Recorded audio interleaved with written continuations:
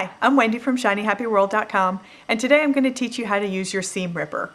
If you know how to sew, then you need to know how to unsew because you will make mistakes. And there's a right way and wrong way to take out those stitches.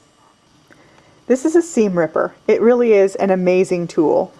The end here is very pointy, and the little curve at the bottom there, the bottom of the J shape, is extremely sharp. That's a little razor edge, and that's actually going to be the cutting edge that you're going to use for most of your seam cutting. Now, I've seen people try and cut out stitches by sticking their seam ripper in here and just shoving the thing forward. That is a really great way to tear your fabric. This is definitely sharp enough to slice through fabric. What you need to do is pick it apart stitch by stitch. You start with the ends where you did your back stitching. Those are the toughest ones to get out.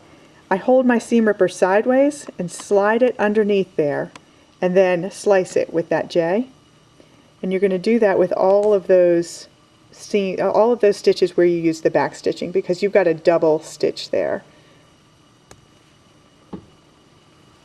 Once you get through the back stitching and you've got some seams cut, now you can open it up a little bit, pull your two layers apart, and you can gently, you don't want to stretch the edge of your fabric out, but gently you can just pull a few seams out. And then, see this one here that's loose? I can very easily slip the seam ripper in there and then slice with the J, pull a few more stitches out, slide this in, slice it, pull a few more out, slide that in, and just work it, and you're pulling out a few stitches at a time. You're only cutting, say, one in every 4 or 5 stitches, so it goes pretty quickly.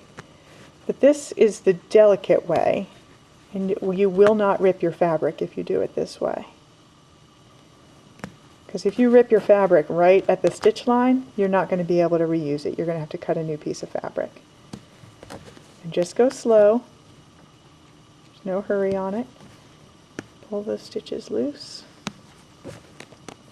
And when you get to the end where you backstitched to knot it, you're going to have to slow down again,